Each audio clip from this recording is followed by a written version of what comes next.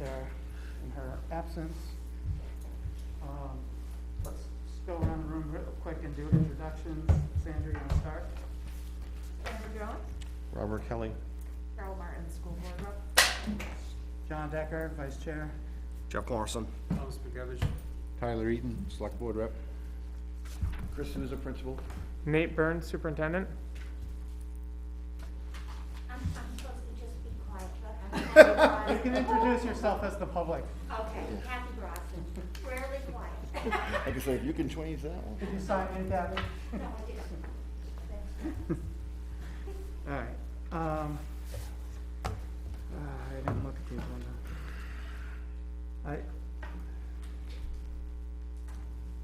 I wasn't quite prepared to do this, but, is there agendas printed by chance? There's a- There's one? I got one. Thank you. All right, we did that. I don't think we have the minutes. I don't know if anybody's had a chance to go over minutes. we can skip the minutes. Okay, that's good. All right, moving on to the school final budget.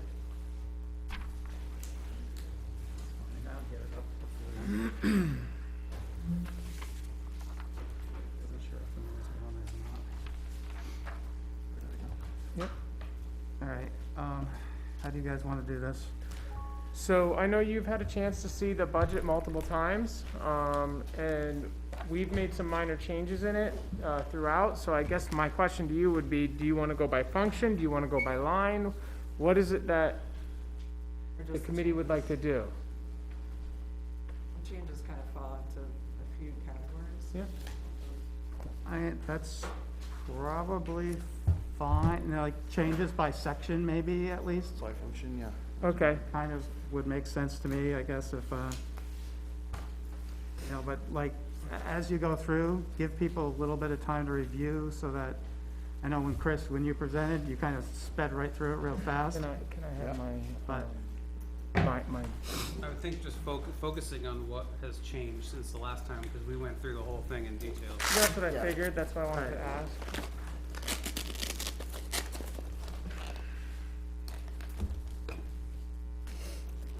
So,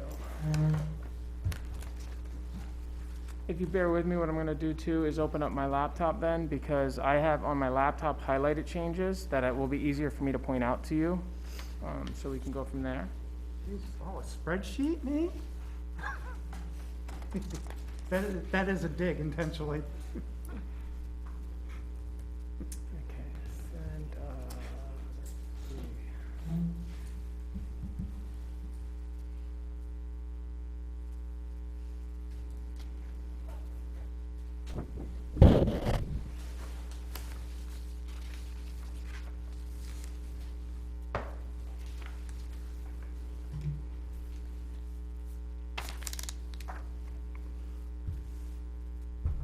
So, while I'm pulling that up, what I can share with you is when you're looking at your 1100 on the first page, there are no changes on this. So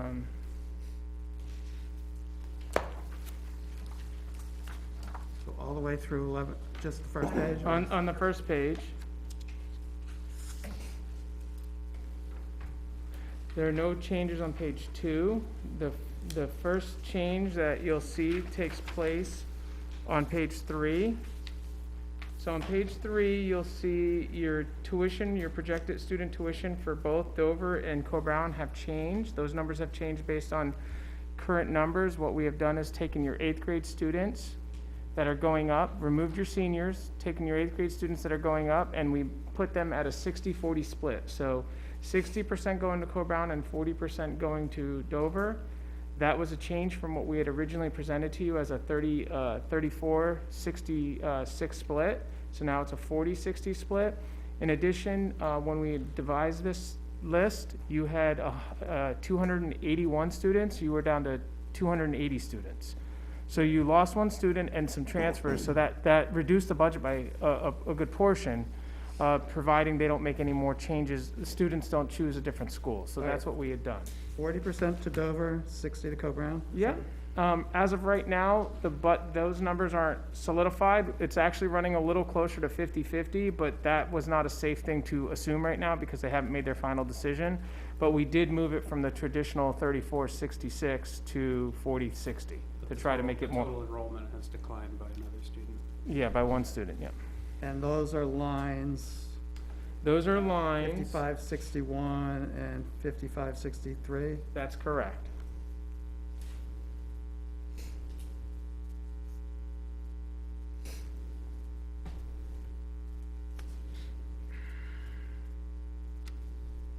Okay.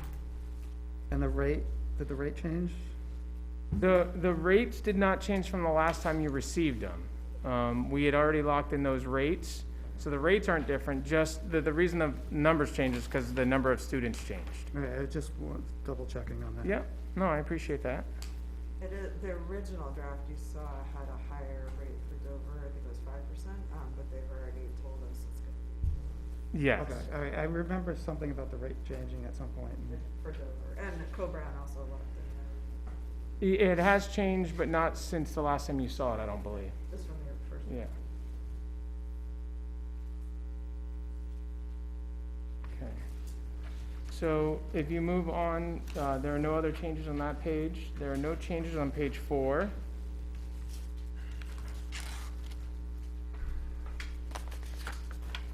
No changes on page 5. There is a change at the top of page 6, and the corresponding lines that would change with that also have changed. So you do see on the top of page 6, your special ed secretary salary. That number has been adjusted to match the salary adjustment for the wage adjustment to match what is currently in the market.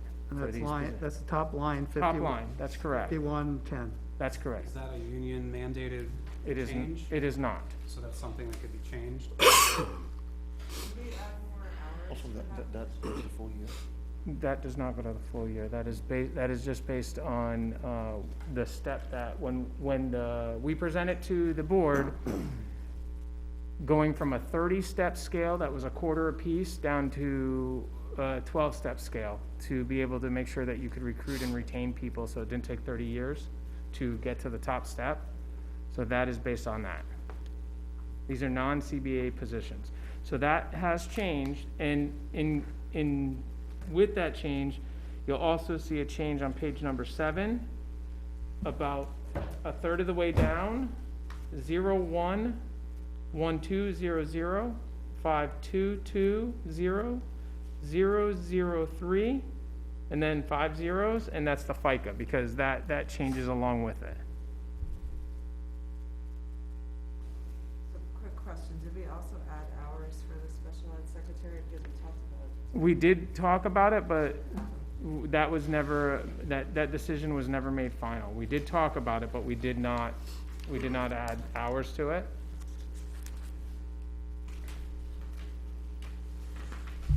So essentially, you're proposing between that and this, it's essentially like a 26% increase.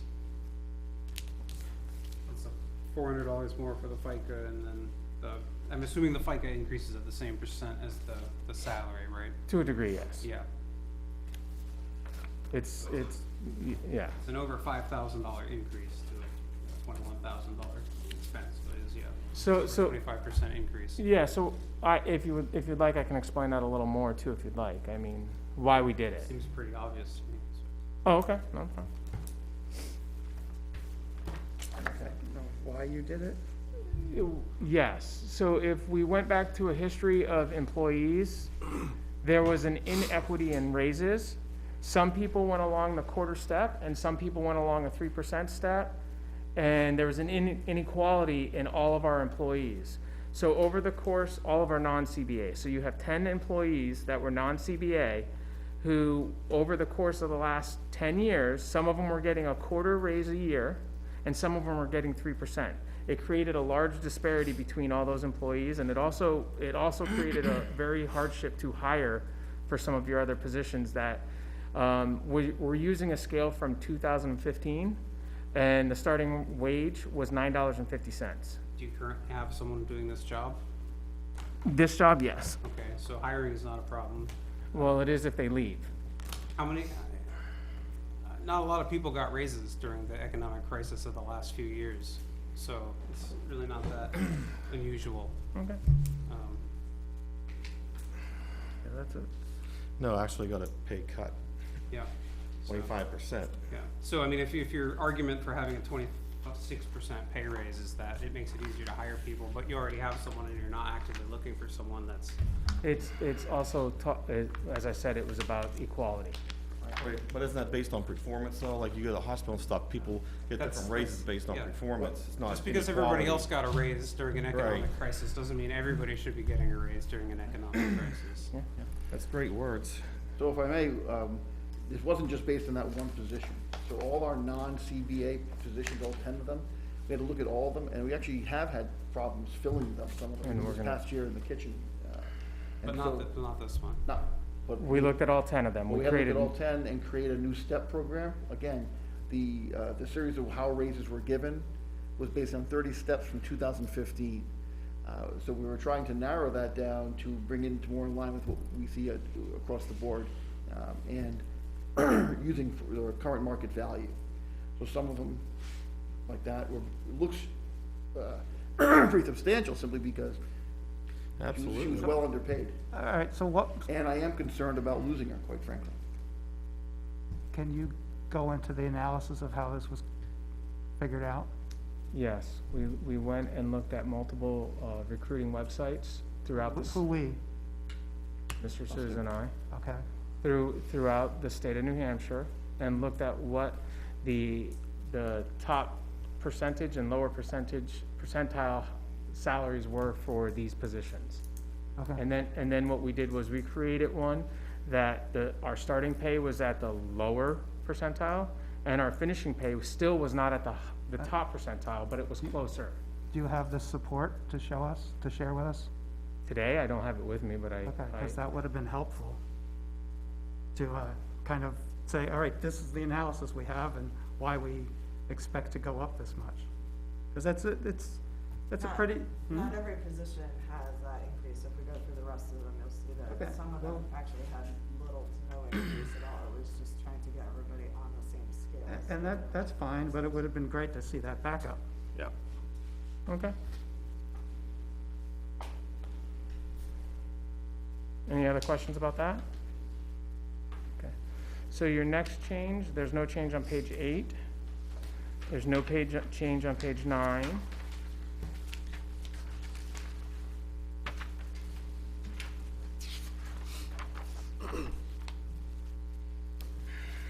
There is no change on page 10.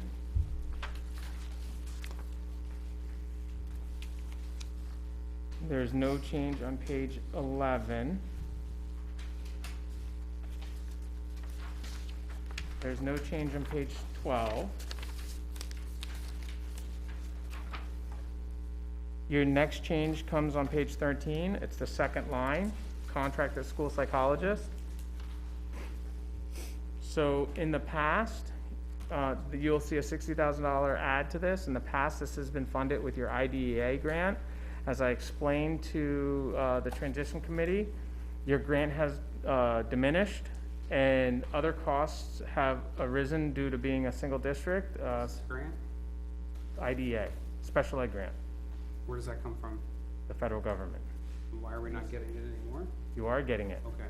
I didn't say you weren't getting it, I said it's diminished, it's gotten smaller over the years. And the costs have gone up. So one of the things that happened is you used to be able to buy, when you were a shared district, 2 districts, you were buying economies of scale. You were using one service that was giving you 5 days of behavioral services through the 2 districts. So you were buying 5 days. When you went down to only needing 3 days, they increased the price by 26% because you weren't using someone full-time, so they had to figure out how to do that. That is still something that needs to go out to bid, but if that's the number you wind up stuck with and you do need to provide this service, your grant can't sustain both of these positions. So therefore, it needed to be added.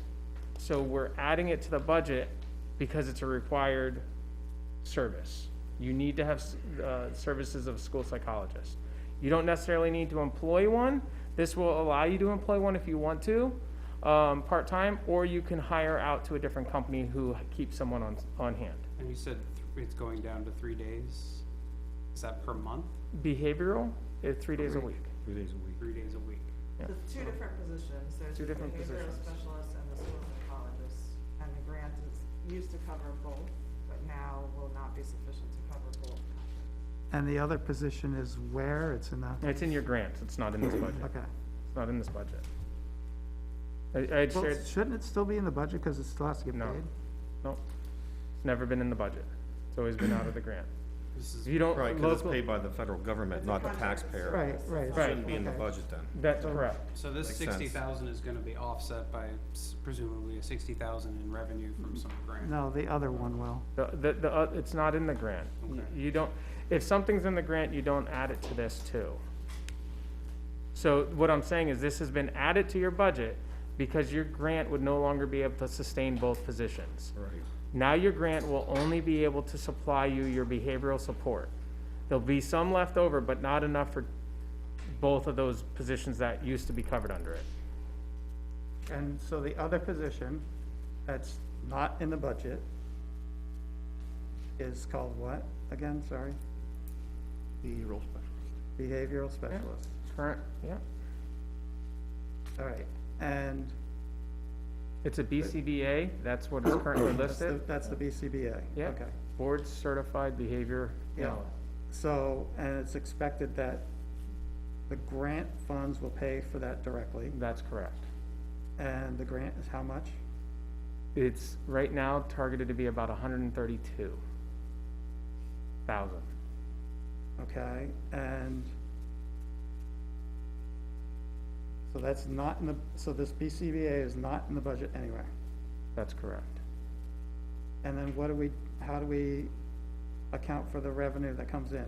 We don't? You don't, it's not yours. It's not locally raised and appropriated, therefore, Well, it's revenue though. it comes into, it's not revenue the way the other lines are. You account for it, you've never accounted for IDA in your revenues. Mhm. You just, it's shared in our meetings, but it's not counted as revenue because there's no oversight by the budget committee or the school board on IDA. That is directly implemented by your director of student services and/or your superintendent or your principal. There's no oversight on that. That is not raised in it's not locally raised and appropriated, therefore, it's spent in the way that is best suited for the school. That's why it doesn't come in that way. So between the behavioral specialist and the contracted school psychologist, those are both federally required things? Yes. The board certified, the BCBA isn't required for every school. Your school has students who need that support, so it's required in your school. All right, always, not much point in discussing it further if we're federally Well, required. Right. A little bit more. On the BCBA, is that a full-time position, or is that a part-time position also? That is yet to be decided. Is it We based either on number have of kids or something and hours You they need, needed? you need 3 days. Minimum 3 days. You need a minimum of Okay. 3 days. We either have to post a position or put out an RFP or both and figure out which. So if you hire someone, you don't need an RFP, you need to post and hire. If you use a contracted service, you need an RFP. And that's what the 60,000, that's what the, No, the 60,000 is separate from the BCBA. no, I'm talking about the RFP is for what, the The BCBA? RFP is for the BCBA. Okay. If you're gonna use federal funds for a large purchase from a contracted service, you're required to go out to bid to make sure that you're not going to your brother or something and bringing them in Right. without being certified. So you're required to go out and prove that you've done your due diligence in spending the federal funds. So I created your RFPs for those over the last several years. And that's how I can tell you, like, if you stay with the 3 days, you're gonna utilize the majority of your Grant. grant. And you'll have some left over, but you also have some other areas in your budget that, as I can go over and share with you At in least detail, for this year then, and what happens next year when the grants? you get another grant. Okay. So It's a reoccurring grant for 27 months. So if anything, if it's 132,000, if they give you that amount, that's a projected. It doesn't drastically go down, but it's gone up and down, it's fluctuated a little bit. If you don't spend all 132,000 the first year, you get 27 months to spend it. So the following year, you might have 128,000 plus the leftover, or you might have spent it all. You have a couple areas in this budget where we did best-case scenarios. Okay, so you have a student who's likely gonna need an out-of-district placement, and we used a middle-of-the-road out-of-district placement, and we use a ride share. You already have another student who's out-of-district who needs a ride, and we're using the budgeted ride share because that's what they get right now. If you lose that ride share, your transportation for that student goes from $55,000 to $110,000. It's not in the budget, because we're hoping it stays as a ride share. If you lose that, that is where you can utilize your special ed capital reserve fund or the remaining money that would be in your grant. So it's important not to count on every penny of your grant before you even get it, because there's other things that arise from it that you can use. Right, so this grant can be used for, Only special ed, right, so anything special ed, basically? as long as it's not already in the budget, yes. Okay. as long- You can't So, supplant. so that means that we won't be able to use it for the school psychologist? You can if you need more than 60,000. Okay, or we should budget less? No, you should not budget less, because Can we budget less? We can. I would move that we just reduce that back Well, to we don't zero need as to, it we was. don't need to do that now. We're just, we do that next week, Okay. after we hear from, the hearing. Okay. That is not my recommendation, as you, if you do that, you could very much wind up in a deficit spending situation. But we also For, have, for the school itself, or just for For the school itself, the But school we- itself? But And we have. we a gave back proposal, 430,000 though. we do have the capital reserve fund too. Which we were not proposing to put a substantial amount into, but if you're cutting a position and. Well, right, maybe we put it there instead. Right. That's a better idea, in my opinion. So, if the grant kind of screws with the budgeted amounts, then, But we already know that the grant is insufficient to cover the two positions. right, we understand it's insufficient to cover the two positions, but, so okay. as your former Director of Student Services, who understands the special ed related costs very thoroughly, more than most superintendents might, and now I strongly recommend that you don't do that. If you want to reduce it, do not bring it to zero. I don't think you should reduce it, but do not bring it to zero. It already was at zero, right? You Well, didn't that's need it because it was- before. Right, It was covered by your grant because you were sharing with the other school. You are Right. no longer sharing with the other school. Both of those positions were shared. That's why you were able to afford them. Neither one of those positions are gonna be shared anymore. I strongly recommend you do not completely chop it.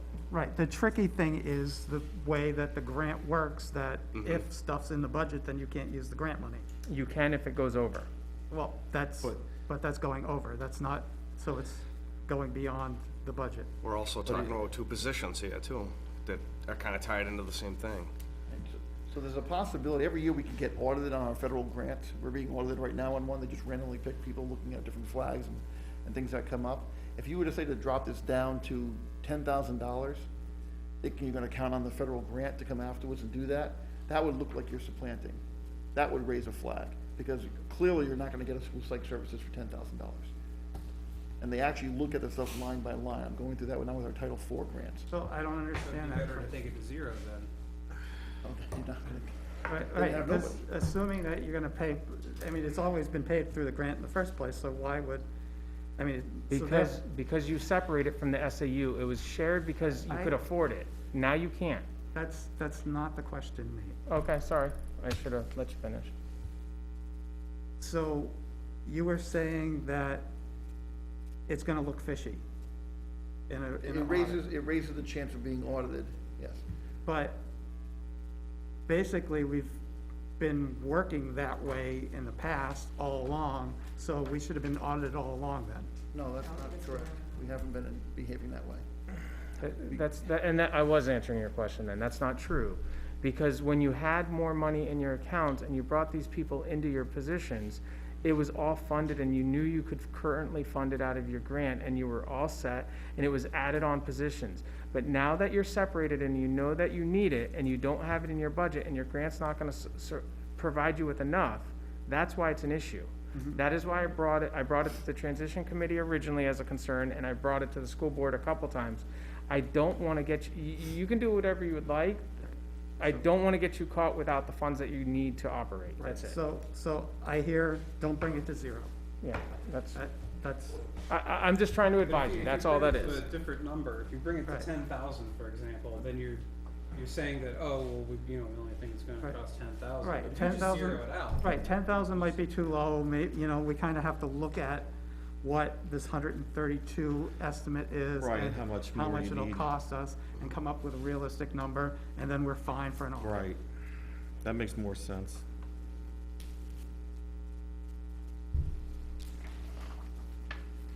Any other questions on page 13? Did anything else change on it? Nope. Page 14. Towards the bottom, contracted occupation therapy. 01212653230001. You'll see a $10,000 decrease. Okay, That is, the note's in there to explain that. If you have any questions, I'd be happy to answer it.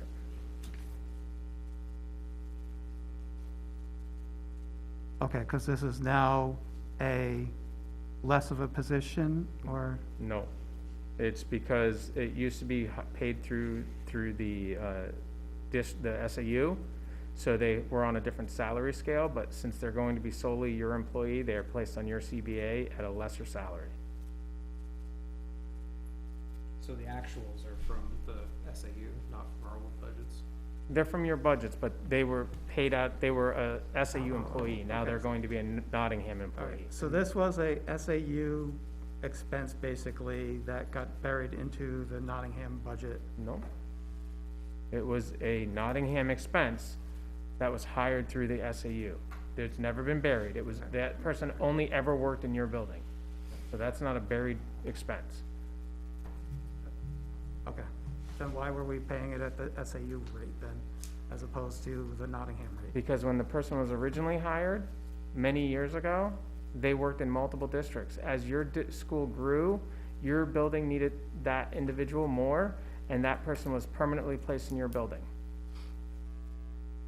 And that, they were just hired under the SAU because of the critical shortage at the time. I can't speak to why they were hired under the SAU because it was prior to my role, but while I've been here, they've always only been a Nottingham employee. Yeah, I mean, it makes sense that they were, shared at one point. Yeah. It just seems weird that now, that's all, it just seems a little weird. It's a pay cut because now they're truly in your CBA. Yeah. If they stay. I've had discussion with the individual and they don't plan on leaving. No other changes on page 14. And so if there are no questions, there are no changes on page 15. There are no changes on page 16.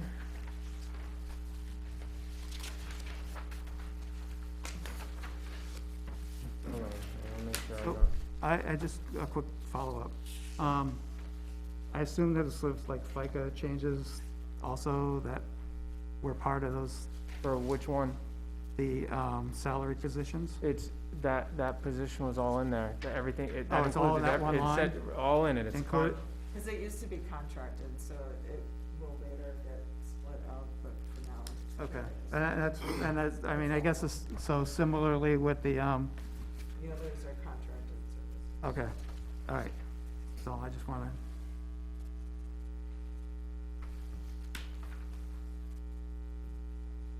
yeah, everything's included in that, so, no changes on page 17. No changes on page 18. No changes on page 19. No changes on page 20. Your next change comes on page 21. So on page 21, you will see your district assessment, which is now at $593,092.21. That had, all the changes in that are in your addendum that was handed out to you on the Excel sheet or the spreadsheet that Mr. Decker really liked. Thank you. Well, I like them better when I could actually open it on my computer. This is the one that, I know. the I- transition yeah. committee has seen us. Right, right, but the rest of the budget committee hasn't. We made changes to it last night. Uh-huh. So we went through it again as a board last night and suggested something else. So you can get it again next time. So, I will read the number on the left, far left, so such as 1, or 2, or 3. All right, so So the row number. on page 1, number 3 was changed to 38,000. So, all right, number 3 being the second row, or whatever. I can read it any way you'd like, I thought that'd be No, the that's, easiest way. that's fine, that works. Okay. Number 3 was changed. Number 7 was changed. Number 7 was changed.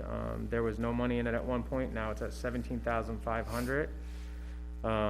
You'll see on the notes column, it says reduced to 10 hours because this person currently works at the SAU now at 25 hours. So it's reduced to 10 hours, so that is what it is. It's 10 hours at $35 an hour for 50 weeks. Okay. Okay? So anywhere where you saw a change to salary, you'll also see a corresponding change to FICA. So you'll see a FICA change in tech coordinator, and you'll see a FICA change on, so that would be on page 20. And you'll see a FICA change on page, I'm sorry, I said Line. page 20, line 20, sorry. And line 21. And there is a retirement change on line number 27 for your superintendent administrative assistant. Those are the only changes on page 1. Because the retirement number is calculated off the other number, right? That's correct, off salary.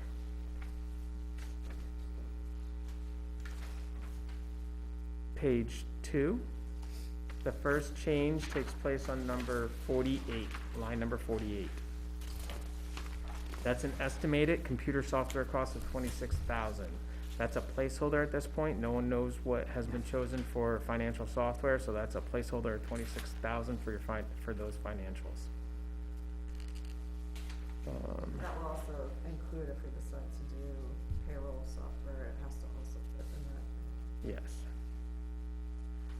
The next change on this is on number 55 and 56. Those are your salary grant coordinator and the corresponding FICA. That is a reduction from what that person currently works, but it is $30.13 an hour, 8 hours a week, 50 weeks. That is to help manage your grants and make sure all your reporting is done appropriately so that you don't run the risk of losing your federal grants. All right, so that's a day a week, basically. About that. He usually actually works for about 2 4-hour days. Cause you can't get it all done in one day, you don't wanna wait, so you'll come in and do some and then come through. But sometimes he'll do a whole day. Yeah. But, yeah, that's what it equates to, about a day a week, you're right. So, no, I'm just double checking that I don't miss anything for you. On line number 79, you will see that that was an increase of 10,000 for your salary for your professional business manager. It was 60, now it's up to 70,000. Your salary for your bookkeeper has been reduced from 45,000 down to 37,050. I'm sorry I don't have a note in there, but what I know how I calculated it. I'd be more than happy to give it to you. It's $19 an hour times 52 weeks times 37.5 hours a week. $19 an hour Yeah. at 37.5 hours a week. Yeah, times 52 weeks.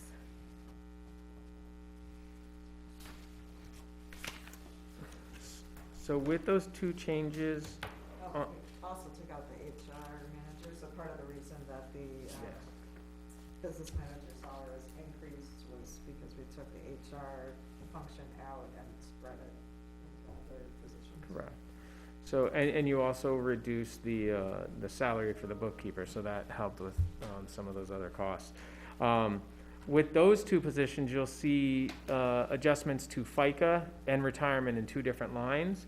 So with those two positions where you'll see the FICA and retirement adjustments are on page number 3. So the FICA, you see it on line number 97 and 98. And on the retirement, you see it on line number 102 and 103.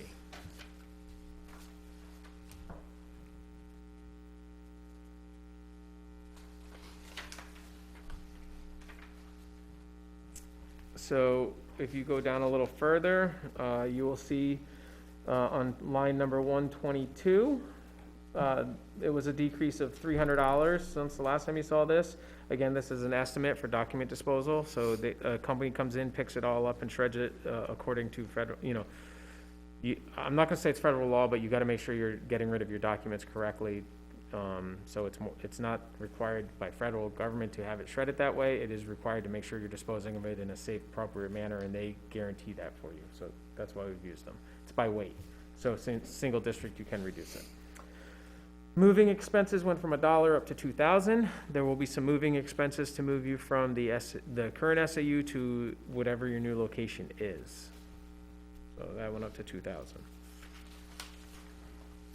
That's all the changes on that page. If there's no questions, I can go over to page 4. I have just a clarification question. What's the at 7.65% on the, under the notes? That's, the 7.65% is your FICA. That's what the FICA rate is. So, and any salary for FICA has to be multiplied by 7.65, and retirement is 14.06 or 21.02, depending on the position. So That every year? yes, it's whatever your salary is, you get that attaches to it. Okay, and then FICA, what does FICA stand for? Sorry. It is it's your Social Security. I don't know. Yeah, it's your Social Security. I'm sorry, I honestly don't. It's federal income. Medicaid too, I think. And Medicare. I want to say it's federal income. I don't know. Yeah, It's- I think it's federal income something. But I don't know. It's I'm like- sorry. I just know it's FICA and we have to follow it. Yes. I'm sorry. I don't. It's not- it It's a should be on big your number paycheck. at the end of your, It's always been look, yeah, when you look at the Yeah. tax, big number. Yeah. It's luckily as of this year we didn't have another adjustment. Previously, just I don't know if you since you had asked, we saw a huge adjustment in retirement, a 23% increase a year ago, which was really hard on the budget. That's what drove our budget up. So this year it stayed stagnant. So hopefully it stays that way for another year or so. I do know that they have some adjusting to do to catch up, but that's what that was for. It's Federal Insurance Contributions Act. There you go. Thank you. Pay for act. I would have always thought it was income, but I like that. Okay, so, on your next page, page 4, you have your telephones. We didn't really adjust that. Your internet service stayed pretty close to the same. That's about $100 a month. That's plus taxes. You're not gonna find it much cheaper than that for, business. Electricity service, based on the fact that you would be now potentially in your own separate building, the SAD being its own separate building, there will be additional electricity costs. And those are all the changes that we made for adjustments in this budget from where you had seen it the previous time.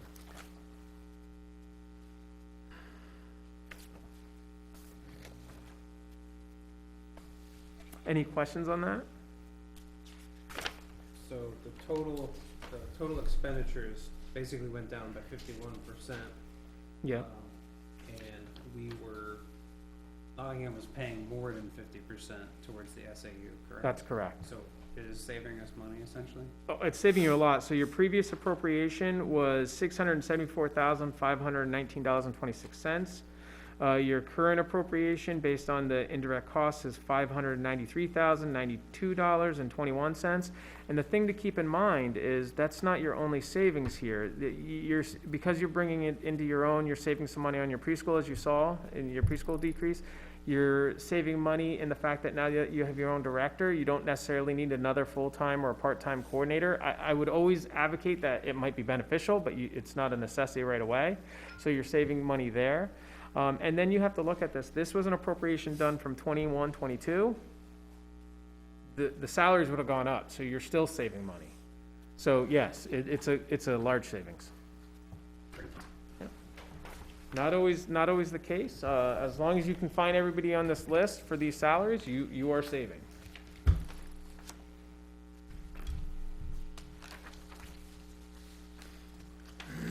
So, any other questions on that portion? No? Okay, so your next change, Spreadsheet. what? I'm sorry? I'm just writing a note, see spreadsheet on that one. Okay, yep. So your next change comes on page 22 at the very top. This again is your secretarial positions with the adjusted rates. So you can see this one only went up by 2.86%. So you know how we had discussed it and you had said somewhere, you had looked at, there was like a 25% increase? And then this one is the same, it's on the same scale, that same salary scale we created, but the increase was only 2.86%.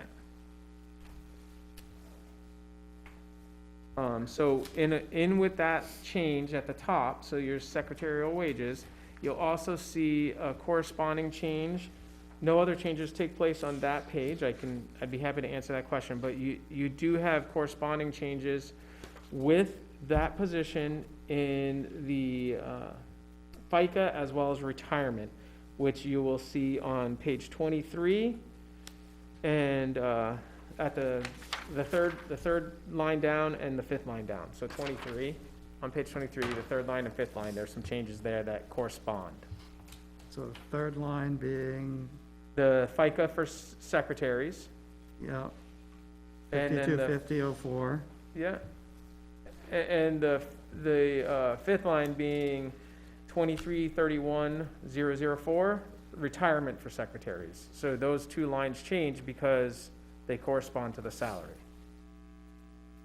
And what were the salary numbers again? That was 012410511000400000, and it's at the top of Top of line. 22. Yeah, top of 22, sorry. I'm just trying to make sure that Lorraine can capture I'm that. sorry, What? I'm just trying to make sure Lorraine can capture the, I thought I captured everything, yep. okay, sorry. No other changes on page 23. So on page 20, I want to make sure it's on page 24. I'm looking at my old one and the new one. So it's on the next, there's no changes on page 24. The next changes take place on page 25. So again, these are non-CBA positions. So if you look at custodial salaries, you look at 01262051100001, second line down, you'll see the custodial salaries in there. That is for 3 custodians, and that is a 6.11% raise. That's 3 different individuals in that. Okay? What's gonna happen if you guys, like I said, if the school addition passes, it probably won't get built during this proposed year? It wouldn't get built during, it would get started but not built, yeah. So, on that one, you will see that that's the only change on that page. You do have, again, the same corresponding changes on page 26. The second line down, which is 01262052200001. FICA for custodians, that one changes based on the fact that their salary changed. And then the fourth line down, 01262052310001, and then 5 zeros. Your custodial retirement, that one changed.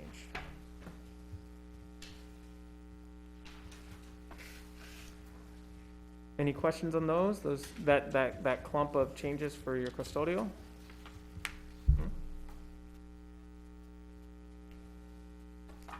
Okay, so there are no changes on page 27.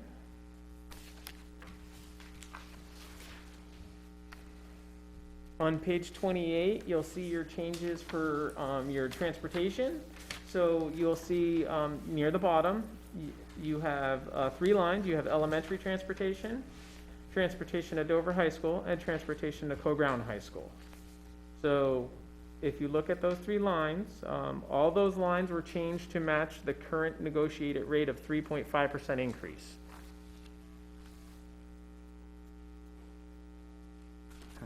that's 5519, So it's, 000 and yep, 2 and 3. that's correct. Those numbers you did not have in your previous one, so that's included in those now.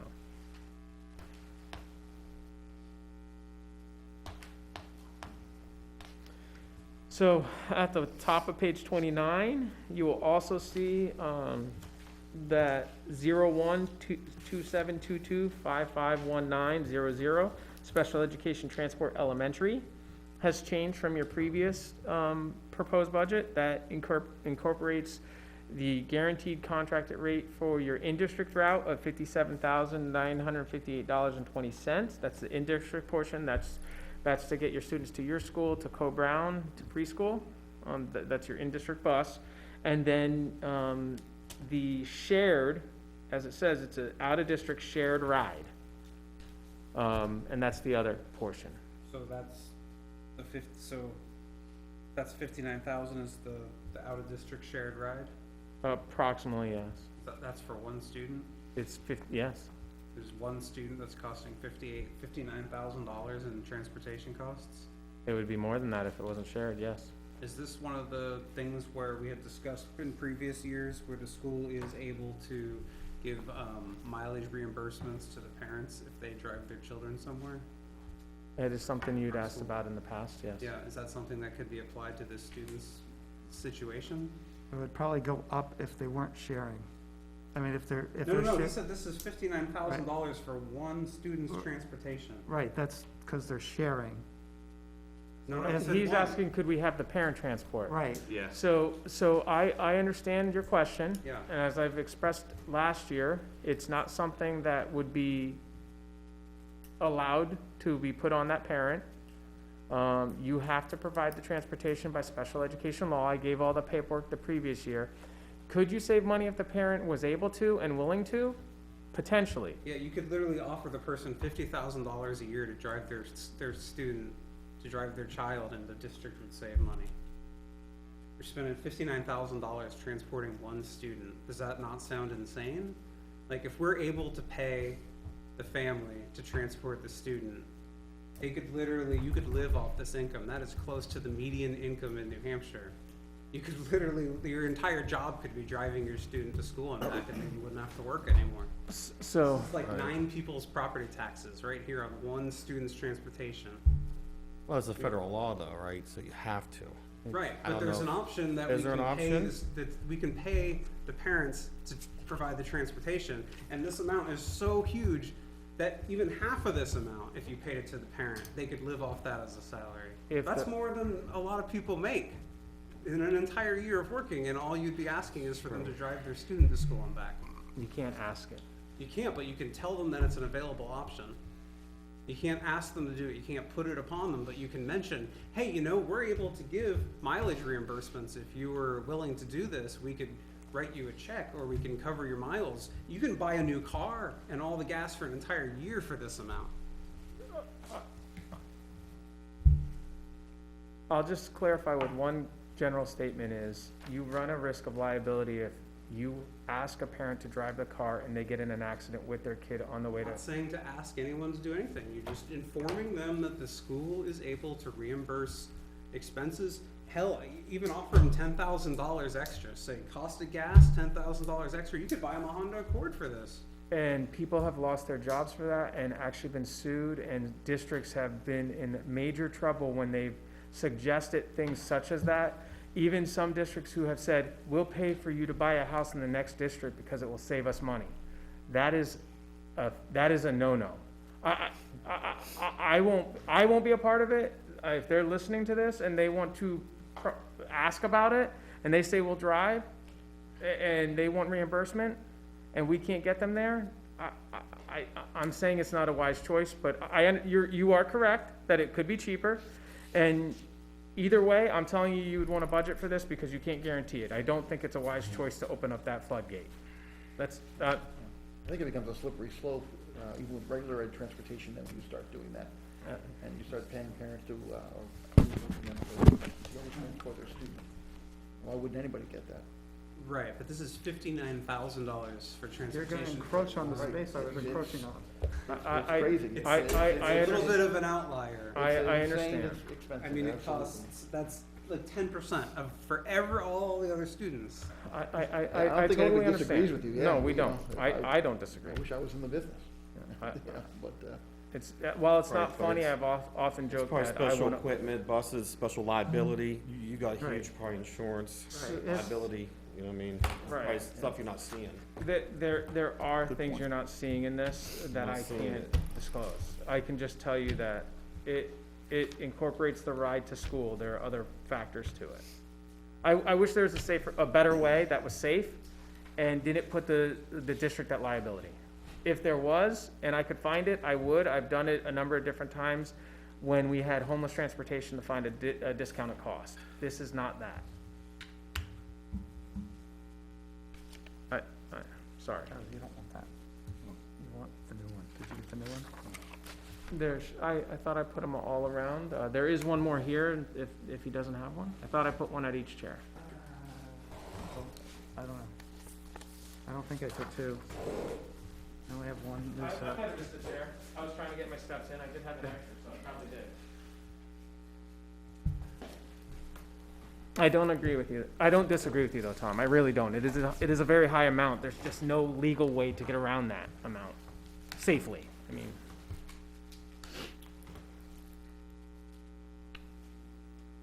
And just, Yeah, there's distance involved and, yeah. transportation is actually labeled under related services. That's why you have to provide it, and that's the documentation that I shared with you last year. So, other than that, there's no changes on this from the previous, draft. On page 30, there are some changes here. It is number 0431205110 000, and then 5 zeros, quintuplet zeros. And that's food service director and staff salary. What you see there is, it's an adjustment a salary adjustment for 3 of your, your cafeteria workers. Taking that salary that used to be a $9.50 starting wage and starting it at $12.50 because we aren't able to fill that position. So some of that does change, and we're not able to fill that. $9.50 an hour you can't fill that position. So that range starts at maybe $11.50 and goes up to $15.50. I do have it somewhere, but that's the range for that one. It doesn't go as high as your secretarial staff or your custodial because they're premium daytime hours with no summers. But you do still need to increase it, or you're not gonna, we still haven't been able to hire it for this year. There's an opening. What are those hours or whatever, the calculation for that? Sorry, can you restate, so? So like the hours that they work per week-ish? About. Per week? About 30, it's six hours time, one of them's 4 hours and the other is 6 hours, so it's about 30 hours a week. Oh, total, There's 3 of them, yeah, I think there's 2 6s and 1 4. Right. okay. So it's about 30 hours a week Yeah. total, Yes, 3 people. yes, each. Each. Plus the director's in that line. Yeah, the director's in that line too. The full- Yes.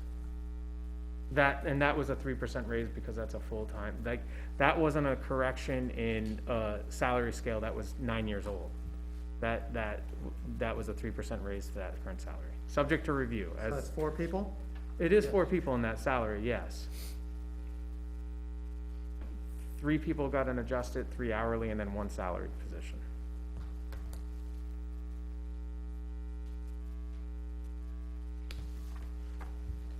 And those are all the changes. That brings you, currently, as it sits right now, to, a bottom line of $15,147,689.75, which is an increase of $270,672.13 for a 1.82% increase over last year's budget.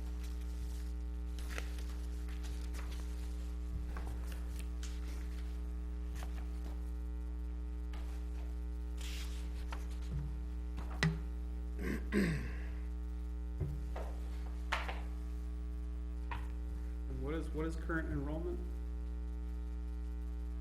I don't have that right in front of me. Four Mr. seventy. Current enrollment in the 470 elementary -ish, school right? is 481 as of today. 481? Yeah, and the high school is 282. I just looked at that, that's how I know. I did that today.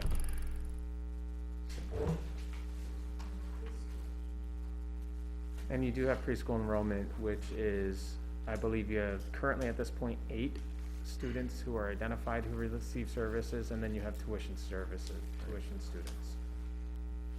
Which is about what, 25 total? About that, yeah. I know that Miss LaValle just put one together last month. I could pull it up on my computer, I just don't have. There was no change to the preschool budget? No change to the preschool budget. When you say 481, that's elementary enrollment, That'd be K-8. That's K-8. are you counting the ones that are in home education? No. There's like 20 some in there, okay. Sure, cause I got the numbers from Nate a few months ago, and under K through 8, I see 476 total for in-district, 22 for home education, for a total elementary of 498. Right, so we were 476, and now we're at 481. Okay. We had 5 students come back. And do you guys have an idea of how many people are leaving due to, or are leaving, that they're able to leave because of the new educational freedom accounts? Well, so that HB 607 hasn't passed yet. No, the one that did pass. The one that did pass, isn't a huge factor for everybody because you have to be within a poverty rating to qualify. The new one, Well, it was like 70,000, it's not a poverty rating. well, it's 70,000 based on 4 people in your house, so that, it was based, It was an income. yeah, it was income, yeah, so they said it was a poverty-based system, that's what, I'm not saying anybody who had, but that's what it was originally done. The new HB 607 is saying anybody could qualify, that hasn't been passed yet. They were gonna hear it today, I think, I think it failed. yeah, so. Either way, from the one that did pass and has started. So that doesn't impact us, we haven't seen a large number of people leave based on that, because that $4,000 adequacy wouldn't be enough to fund other issues, like, the six, People are getting that, some people are, that grant, then they're not gonna be in the public school, right? That's the correct. condition of getting the money. yes. And do you have an idea of how many people in town have gotten that approved, have applied for that and got approved? We don't get those, we don't always get those numbers, they go Okay. straight, they do have to share with us, but I don't have that in front of Right, me. does anyone on the school board know? Cause I've asked this a number of times. I mean, we haven't seen students leaving because of that. No, I haven't had, I'm not aware of anybody. Alright, No, I contacted New Hampshire, I forget what the name of it was, and they told me that, and they sent me some documents on who's applied and been approved, and they said that 8 people from Nottingham are getting the educational freedom account thing. which they could have already been out. Could've, yeah, and they weren't able to provide a per town breakdown of people who switched when they got the when they got the EFA, when COVID, and before that. They broke that down by state, and it was 30%, 30%, something like that, so. That's why I said I wouldn't be able to, they probably couldn't, what I'm saying is, we've not seen anybody who's withdrawn and then applied for it, because we don't necessarily, it doesn't come through us, it's funneled, I'm trying to word it correctly, it flows, not funnel, flows through a clearing agency that takes the schools completely out of it. They apply, the clearing agency then grants the funds and takes a 2.5% indirect cost for doing so. So we don't necessarily know. You are right that I'm sure students are already doing it, but they might have already been out when they did it, and it was no impact to the school That comes because right they to were the already state. out, Right. yeah. It would be helpful going forward if you could keep track of how many students are leaving the public school, and because they're taking advantage of, educational freedom accounts and things like that. I agree with you, I think that will be helpful, will be indicating, and I think if 607, the new 607B would have passed, that might have changed the numbers, because that would have been different.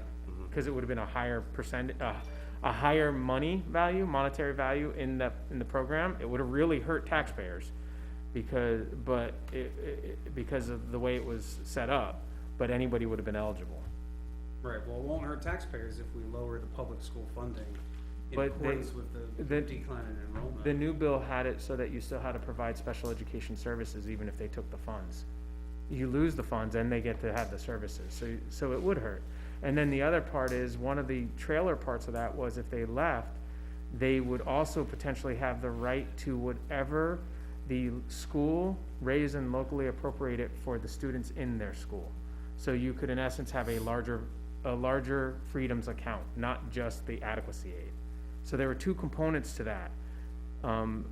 If one went, the other one could have also gone, but since the first one didn't pass.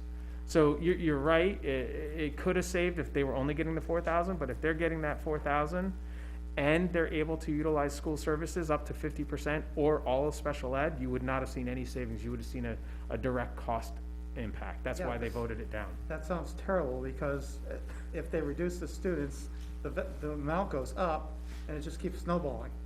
Correct. So, but the bigger fear of mine wasn't the bigger cost per pupil part, because that was always gonna be up in the air. But the concern, as a former special ed director, and it would have been a concern for all of you, is if they came out of the school, they gave up their right to FAPE. The new rule did not require them to give up their right to FAPE, which means they'd get the money out, you wouldn't get the money in, and you'd have to provide the service. That would have been very costly. Well, at least the 8 that were on that list, it didn't look like any of them were special ed students. Well, So you look at also, the question mark I would have is, were they already homeschooling? Right. And then said, oh, great, now I could get a little extra money to help support that, versus actually leaving the school to go and do that. So that'll be a great number to track, you're right, especially if something like 607 goes through. You know, the issue we see, I think people look at that and they think, great, so 20 students leave Nottingham, and so great, we can cut costs. But you have 481 students spread over 9 grades. So if 20, 30, 40 students wind up leaving, unless they're leaving all from 1 or 2 grades, you still have to maintain the same level of staff you have, because now they're spread. 5 students per grade is not gonna have us really changing at the services we need. At what point does declining enrollment actually mean that we can lower the funding for the school? Actually happened in Kensington. Yeah. Yeah, my neighbor almost lost her job. How many She was students able would to have move. to leave the school before we could actually lower spending? Because I know every time, if enrollment's going up, when it is, that's always Like- used to justify like more. a class, classes work, basically. Yeah. So, 'Cause I don't want to not answer your question, but what I'll tell you is there's no good answer for your question. Because it directly relates to, as Mr. Souza had said, class size. So there's no finite number we can give you, because even if you lost 100 students, which would be 25% of your class, if it was spread out through every grade, you might only be able to lose a teacher, because it's so spread out. Now, if you were to lose 40 kids in 2 grades, you could probably lose 2 teachers. But if you're talking spread out, unless it's directly impacted into one level or one grade span, like a K2 kind of grade span, 3, 4, there's not much you're gonna be able to do. The only thing you could do is, if you lose a large chunk, is you could consider looping. But that's not going to save money unless there's a large number in one span. It's just, you can't downsize fast enough. Right. So we'd have to lose like at least 40 students, Like, right? like half the school. From a certain span. Yeah, yes, Right. that's Well, I right. mean, Well, you're seeing the spans right just now. like 2 years ago or so, 2 or 3 years ago, wasn't elementary enrollment 525 students? So now it's, the other day, or right now, you're telling me it's 481, that's 44 students down. So, I mean, But as I shared, yeah, but I said, if it's spread over 9 grades, what you'd have to look at, and it would be something that the school board would look at as well, is what is the class size you want? So do you want to have 25 first graders in one class? sounds entirely reasonable to me. I had like That's 30 to what- 35 in mind. Okay, so, In but the that's, first grade? so that's what they were also taught differently at the time. And School's designed for 25, actually. So that's what you have to look at.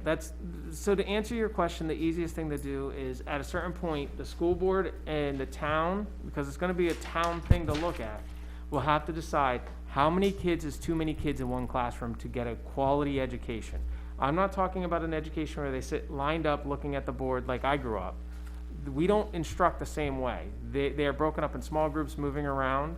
That's why you need more size than you used to need. The type of instruction has changed. So there is no good answer, but at a certain point, if that's the way you're trying to do, you're continuing trying to cut down to get smaller, you have to look at the impact of the room and the impact of the education that the students are getting. Cause that's, the more students in a room, the less quality education they're gonna get. Cause they can't get the time they need. What's the maximum class size for elementary right now? I think the state sets it at, it depends on the grade. Yeah, the state's recommendations, I believe it's maybe 25, 22 20 for Okay. kindergarten, I believe, 22 for, first and second, maybe. yeah, I'd have to look it up, I'm sorry, I don't have them in front of me. Is that max or recommended though? One of them is max and some of them are recommended, yes.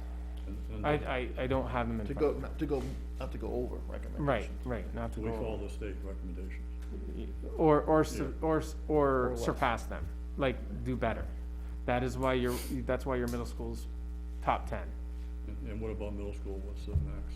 Middle school, again, I don't have it, we could ask, 25, maybe, I wanna say it's 25. I think that might be 25, if I recall, but it's been a long time since I looked at it. Yeah, I wanna say Yeah. it's Based on 25. this is over 12 years ago, Nottingham School. This is what they're basing it on, 64,000 square feet. The school is 20 students per K, 25 for grades 1 through 5, 25 through grades 6 through 8.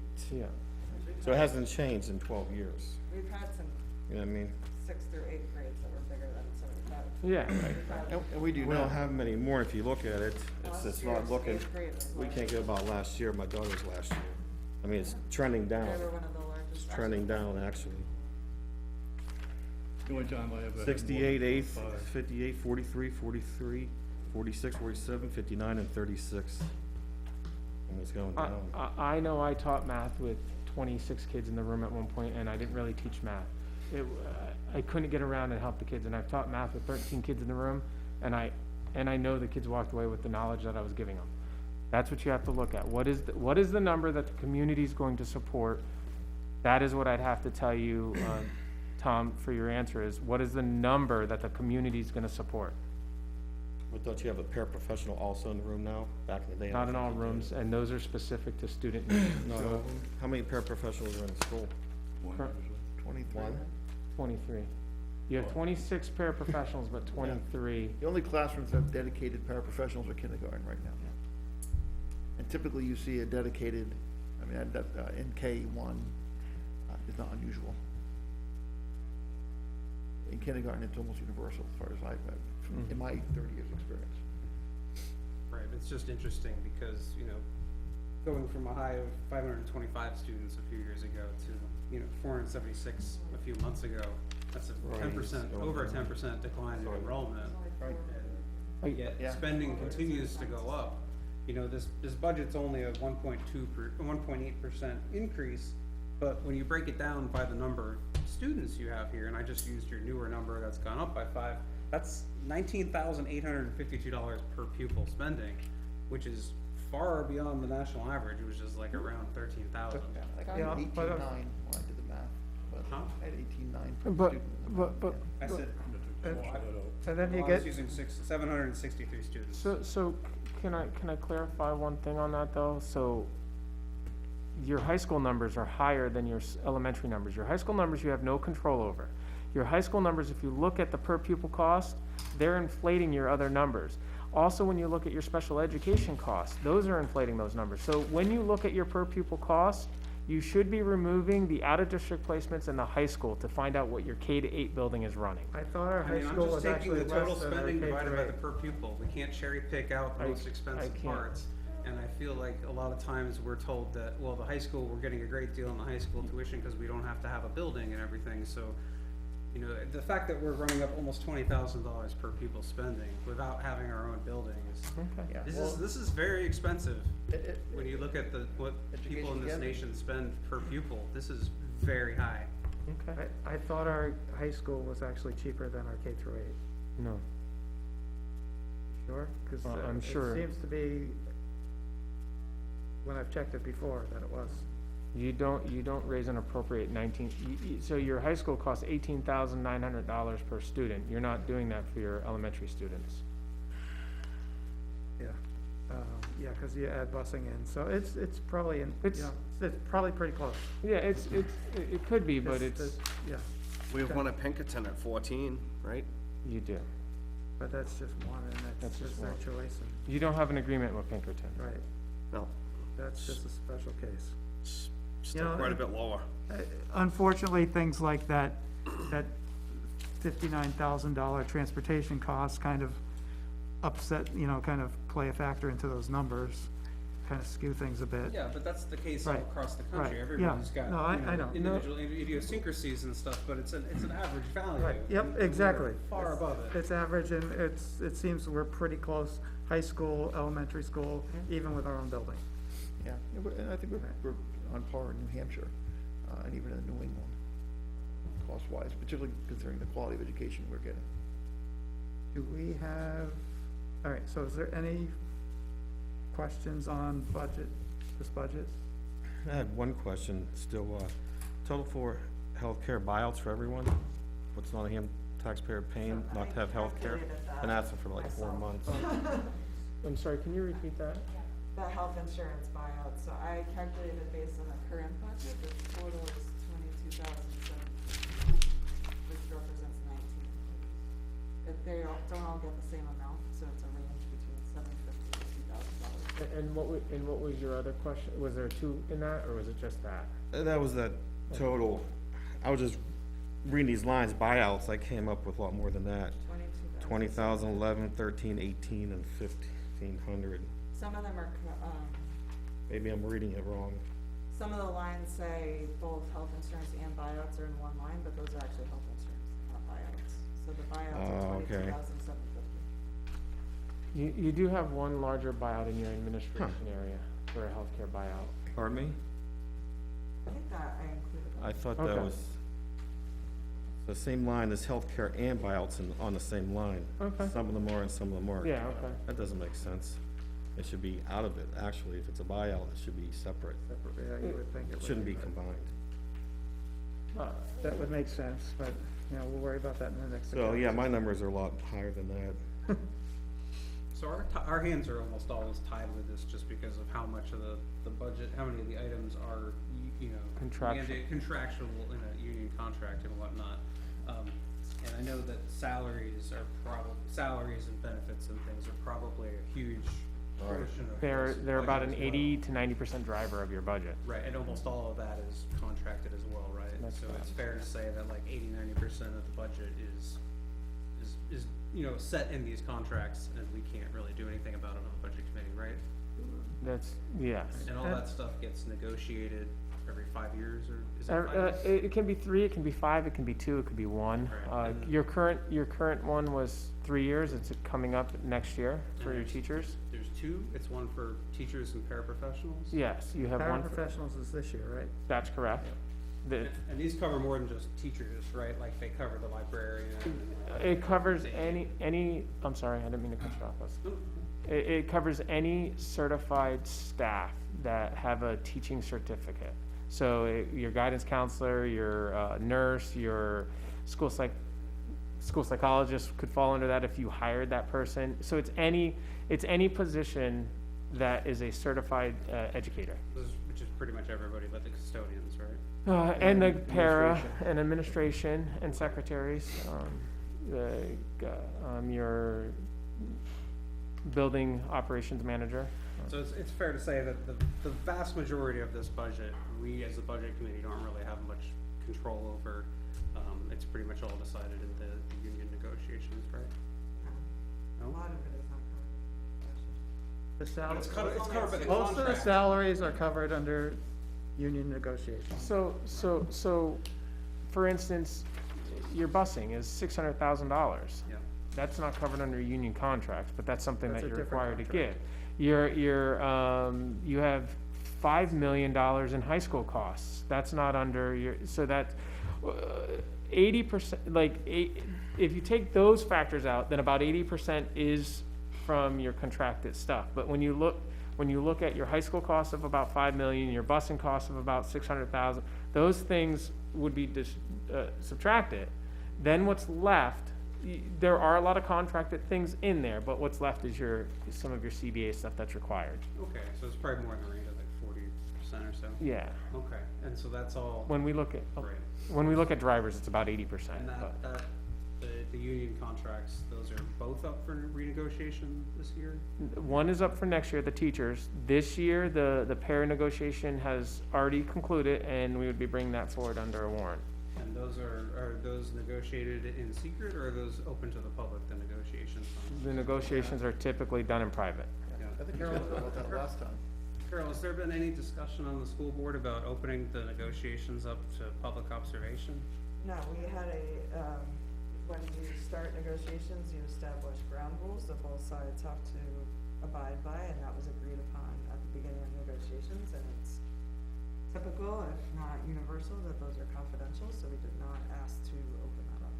Okay, so I guess it's gonna take something like, I put together a petition warrant article here, and just to read through it real quick. In order to promote transparency and ensure our elected officials represent the interests of Nottingham's taxpayers, shall we direct the school board to allow public access to all negotiations of union contracts and collective bargaining by conducting all such negotiations as meetings open to the public and subject to the provisions of New Hampshire RSA 91A, access to governmental records and meetings. So, Would so that essentially accomplish what I'm looking for here? I don't know, but should probably be discussed outside of the meeting. I'm not a lawyer and I can't speculate, but I would tell you that there has been House bills that have been brought up to open negotiations to Right. public and they failed every time. I So know that there was one 2 years ago and it did there's, fail. there's been more than one because they wanted that. And so I don't know that, I don't know that a petition warrant article Well, it would was solve my that. understanding that the reason it's not open to the public is that it's not considered a meeting for the purposes of 91A, which It's a says that non-meeting. meetings have to have public access. Negotiations are not they're considered a non-meeting. But my understanding on reading all of these things is that the school board can choose to do it in a meeting and can choose to do it in the public. So my hope is that by saying, that we direct, and this is not an advisory thing, that they would be done, open to the public, so that we can see that the negotiations are done, in the interest of the Nottingham taxpayers, because, we get told in these, warrant articles, like the last one, that, the increase in salaries and benefits is gonna be 93,000 per year. yeah. And then when we get the budget each year, it's, 180,000 and stuff, and Right. so, I feel like this will make it a little more transparent for the taxpayers of this town to actually just make sure that these negotiations are done with the taxpayers' best interest in mind. Yeah. and Transparency is good. I think people appreciate that, Tom, but it probably should be as a petition article discussed outside the Sure, meeting. I just Yeah. thought while I have everybody here, it's probably a good time to ask about it. Can I just make one point on What's that? that? I would challenge you to figure out how you are going to staff the school with certified teachers, if you did that. Are you implying everyone's gonna quit? Their job Pretty that much. pays well over Everyone's median gonna quit for income the and has public great to benefits, see and you don't have to work transparency? in the summer? I mean, the public would have no voice in the negotiation. Right. NEA New Right. Hampshire wouldn't ever sign the other side of that agreement. Right, and I guess I'm not that's sure part, that's required for an Boy. employee. well, that's part of the Yes. ground rules, but The I ground rules guess, say you couldn't have any negotiations without them signing. and then it becomes. Gotta get you on the school board, Tom. I'm sure the school That's how you board's do it. lawyer can look this over and tell us whether or not it's legal. Yes, So, I don't think that's the school board lawyer's role. job, that's your Yeah. job, Tom. I mean, yeah, so it's, That petition would not be binding. Why would it not be binding? It's up to the school board. That's well, why it says it directs the school board to do it. You You don't can't, have It's the not an authority. advisory You don't have the petition. authority to direct them to do anything. you don't. so, right, you can only vote or, vote for them. We They're don't elected- really, They're elected, right, they're elected people, so you can't really, Well, in that sense, we can't Yeah, And we can't have a petition warrant article for anything. Well, we can have just say petition, right, the select yes. board, if we vote for the select board, and they do what they want. right, and that's pretty much what happens. Okay, so if there's no more questions on budget, is there any discussion about proposed warrant articles? So we, just discussed last night, we have not written them up and voted on them yet as a board.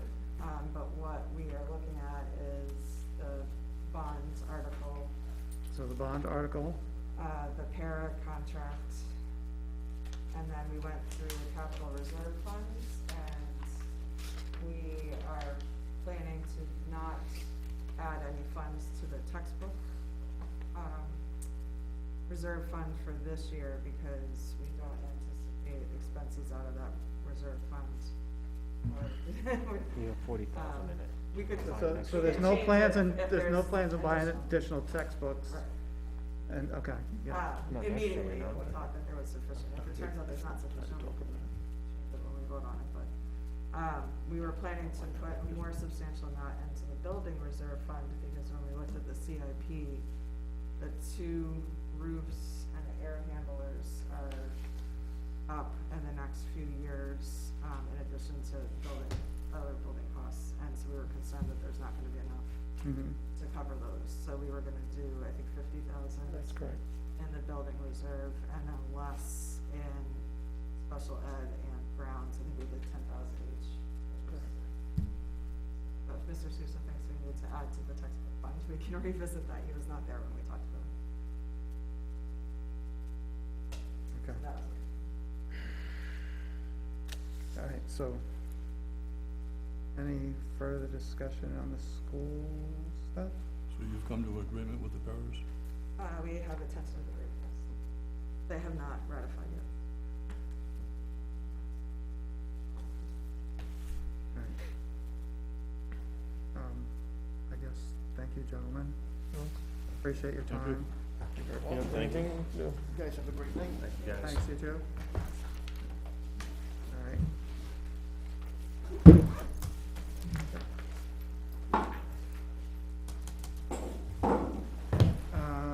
So quick, anything, committee, committee reports. Did anybody have any committees this week? Yes. All right, school facilities, yes, you had one today. Michael. Facilities, this afternoon, and there is a bond hearing coming up next week on the 11th. It meets in this building, I'm not sure which room, this room, Yep, at 5:30. 5:30 before our meeting. Or a buffer between Is our meeting gonna be 6:30 next time?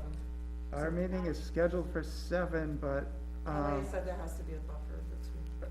who said there had to be? Kelly is. Kelly said there had to be a Kelly. buffer between?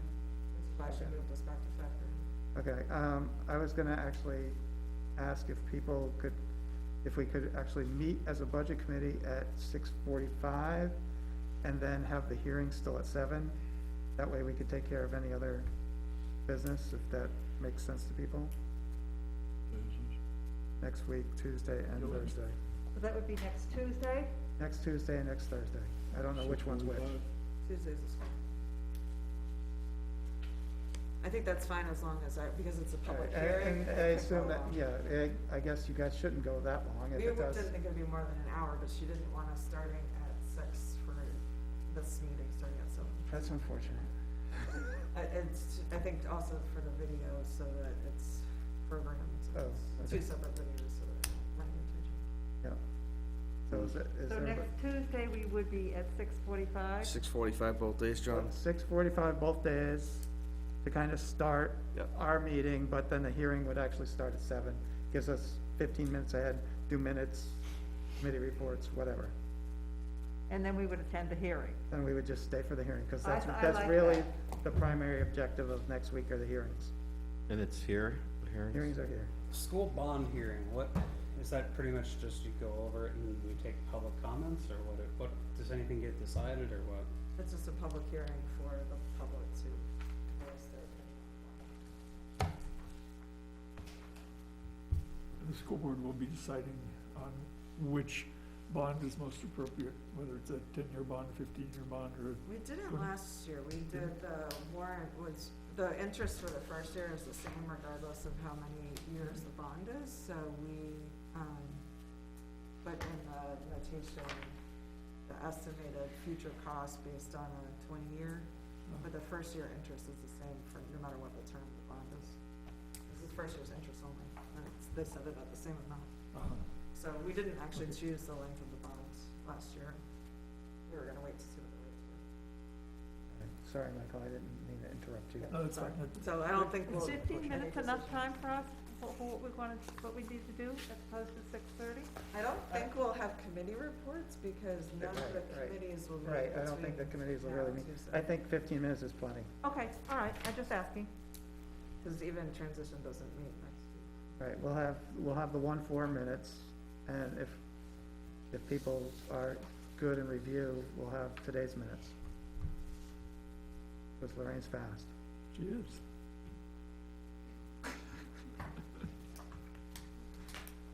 Right, so go. Yeah, I just wanted to make that announcement that hearing is set up. The architects and, construction manager, met with us at our meeting this afternoon and went through a proposed PowerPoint that they're planning to share with the bond hearing. And it all looks pretty much like we have been discussing all along. They're looking at the projected cost being 5.6, less some change, I think, 5.5 million. I've got the page someplace.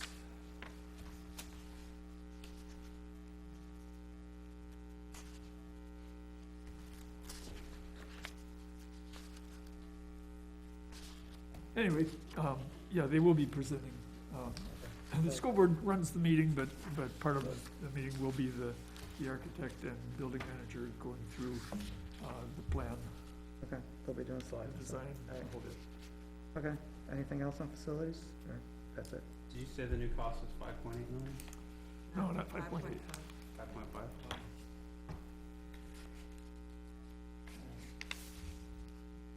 Okay. Nothing on the SAU transition. Did we decide on the next meeting? Carol, did you hear anything? I haven't heard, I don't think we have a night next Right. week we can meet, so, Right, that's what, because we sort of talked about Monday, but that's joint school board. actually Wednesday we could. We had joint board Monday, and budget Tuesday. So we could potentially meet Wednesday next week. Yeah, I was gonna, I like filling my weeks. yeah, I know, it's like 3 meetings a week these days. I mean, because the following Monday is a holiday, so we can't meet then, which would have been our regular scheduled meeting, so potentially Wednesday, okay. All right, Michelle filled us in on capital improvement last, whatever day that was, earlier this week, must have been Tuesday. And probably nothing new on the, transportation, because that's been agreed upon. Okay. All right. Anybody have anything last minute? I just wanna tell you guys that I said Tuesday night I'd have something for you. Oh, yeah, Well, when I got here, there was only 2, so I emailed what I have to all of you. And these are the ones that the board's working off of, and you'll see one that says it's new positions that have been proposed, and then the other ones without, All right, so. so the with new positions is the fire department positions, I assume? And, yeah, and remember they wanted to hire, someone to work. Librarian? For Oh. rec, no, That 50/51 or whatever? Rec, highway, yeah. the dump and the highway, so. So, okay, so it's like 4 new positions versus 0 new positions? Yes. Yep, so you'll see them all here. Okay, thanks, Tyler. John, can I go back to Go this? back. You have a go back, Mike? I do I gotta go back? I guess. Okay, the total project cost is 5.575, total project. The amount that they're planning to bond is going to be 590,000 less than that, for reasons they'll explain during the bond hearing. I don't know what those reasons are, do you? I don't know, because we were using that amount for the warrants, I don't know where. No, this is less than last year, it's Oh, 530,000 excuse me, less than less last than year. 2021. So the bond Right. amount is. Very good, yeah. And we would still try to use impact fees for the first year interest, but we can't apply for those fees until the project passes, so you have to do the warrant for the full amount, and then have to apply to the plan. Is there any, numbers on how much more this is gonna cost on the school budget, through the years to come? Like, yeah, I understand, like, the building project's gonna be bonded and interest and mortgage, or however all. But then, are we gonna have more staff, more maintenance, more upkeep, more roofs, more, like, there's, what's the More bottom layers. line cost? Yeah, yeah, staffing, the whole nine, furniture and The staffing, I think, would be 1 or 2 teachers, depending on how the rooms are used. Because we're down 1 right now, 1 classroom, so one of the classrooms would become that missing classroom. I don't think, because some of the teachers are working off of carts, they don't have Yeah. classrooms, so most of the teachers are already there, so potentially 2 more teachers. How about heating and cooling? So the goal is to put solar to offset some of the power costs, but we can't do the solar until the roof is replaced. So that's one of the reasons on the CIP is that we wanted to make sure we fund the capital reserve fund to do the roof. The original project last year had a solar contingency amount that we ended up taking out, but the solar actually doesn't cost us anything to install because the solar companies put those panels on for free. And then you do a power purchase agreement. A power purchase agreement, is that where we contract to purchase the power from them at a rate that they Yes. set? I don't know the details, all I know is. Similar to what they did here at the town, right? Yeah, all I know is you don't pay for the panels until the end of the rent-free lease. Right, and then in the meantime, you're locked into paying. I don't actually know the what rate the that power is. purchase. It's always better to buy them outright. My buddies got them in. Now, is this Southern Exposure? Because if it's not Southern Exposure, it's not even worth. So the only roof that we can put them on is the pitched roof, not the flat roof, and the roofs are 2 different costs in the CIP. So So one's until probably- we replace the pitched roof, we can't. But put it has the to be Southern Exposure. I tried to get solar on my house, and they'd go right on Google Earth and said, nope, you're not a So the candidate. solar company has already been at the school and looked at it. The and said- pitched roof, that's like over the main part of the building, the front entrance area, right? It's over the second story, isn't it? Yeah. Second story. Second story's pitched. The front left-hand side, wouldn't it? Where's the picture? So, I mean, we all know there's no such thing as a free lunch, it's not free No, solar no, panels. they're it's better free off if you power. buy it yourself outright. Yeah. I got a lot of friends that went into it. That's basically. There's a so solar that's company your right there in Southern Brentwood he went to. And that- Line or Alliance They or say it's something. free panels, But I but don't know how far. you purchase the power at an increased rate. You're locked into purchasing the power back from Right. them, and then they sell you the panels that they've At least a taken little bit of Southern depreciation Exposure on. there. And it's lower now, because he's grandfathered in now. Now they took those incentives to buy power at peak energy I mean, the prices. gym's So flat, I don't you think could it's put fair to say solar that there panels wouldn't be on any that, too. increased heating and cooling costs. I also think one of the things that never Put 'em seems around- to get put 'em on admitted the is ring. that there's gonna be That's- need for another Till the snow janitor. builds up behind it. Because they're increasing the size of the school roughly 30-some%. If there's currently 3 custodians and they're cleaning the entire building, if you increase the size of the building by 30%, you're gonna have to have a 4th custodian. I don't think it's a We- 30%. Scott Brown told us several times last year that he's not anticipating having to staff up for that additional amount of students. Is he gonna make the workers work faster? Are they gonna listen to fast music and scrub faster, do a quicker, shottier job? I mean, like, how did they clean all those extra square feet in the same amount of There's time? not enough extra square feet of new construction to require another body. Does that mean we can reduce the number of custodians now?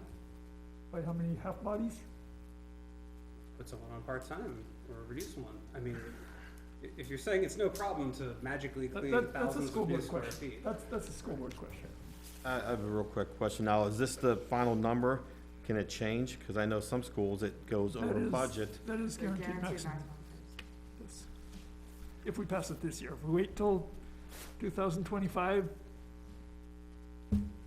count Well, on it. yeah, inflation's not going down anytime soon. Yep. We all know that, Okay. unfortunately. Bond prices, yeah. Yeah, feds are gonna raise rates this year. Is that desks and classrooms like turnkey, ready to move in, or is there equipment, you know, is Soft I think cost there's is, an allocation in the, Yeah, do you have the breakdown? there's of the an amount for what they call Allocation. soft cost, equipment? and it separates out from Will that make the it to the construction warrant, cost. soft costs associated, or is, It's part It's of all the in. total. It's all part of the okay. Total deal. So they call this a maximum guaranteed cost or something? Guaranteed maximum. Guaranteed maximum. Guaranteed maximum. What happens if it goes over? It doesn't go, Doesn't. the The architects construction see it. company loses money. Construction company eats it? See, I thought They- they had a they problem have in less East Kingston, profit. or Kingston, when they built that brand new high school, it kept going over and almost bankrupt the town, I thought. This is years ago now. They didn't have So, guaranteed I don't know, maximum. maybe they didn't, I'm just curious. Just That- don't want them to make that same Just have mistake. less profit. You know, there's a lot of But places I mean, nowadays. if we get hyperinflation and the cost goes up, the company's just gonna. We're gonna Yeah, have it's this with a half-finished building, stagflation. sure.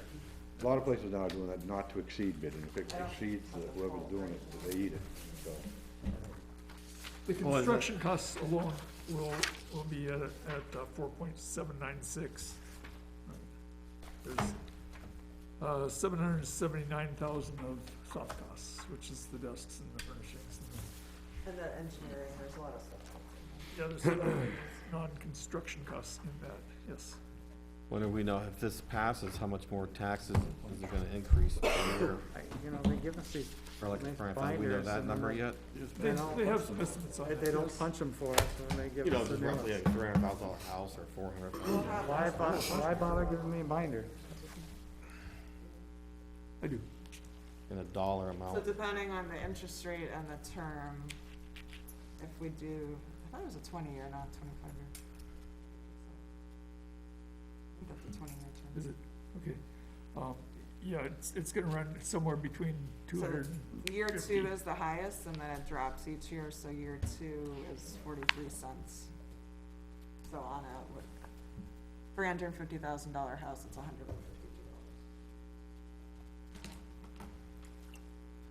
On how much? That's an ongoing That's thing. a 20-year. 350. Is it for ongoing? They drop, they decline each year because it's, interest is front-loaded. Right. Year 2 is the highest. Okay, all right. But you'll learn all about the details there next Tuesday night. Anything else? 12:30. Any other parting thoughts? Did we wanna talk about the mold and forest panel thing with conservation, or do you just wanna talk about that separate, or? But, I still don't know what's gonna happen yet. I think maybe Monday we may have somebody from conservation at our meeting, but I'm not sure. Does it sound like they're amenable to that? I don't see why not. I haven't spoke to them personally myself, but Okay, well, cause like on Tuesday, we had discussed just doing a petition warrant article to do it, so I wrote one of those up. And we could gather, a few signatures tonight, and if you wanna wait till Monday, it's getting last minute, they're due what, Tuesday or Wednesday, something like that? yeah, let's see. They're due. And it's not hard to get 25 I signatures. believe they're due Don't wait till Tuesday, last minute. then I think they did. procrastinate. like Monday night or something, because the hearings are like after that. Yeah. So. Okay. Anybody wanna, Motion to adjourn. Second. Second it. Oh, sorry, go ahead. all in favor? Any opposed? All right, we are adjourned. We've got some warrant articles here if anyone's interested. So Tyler, I'll just wait till Monday. Thanks for being Yeah. here. Do you have an email, or is it just hard copy? No, just a hard copy. I'm gonna check when I get home. I think it's a 20-year bond. Us, school board. Let me see those things. Oh, yes, I do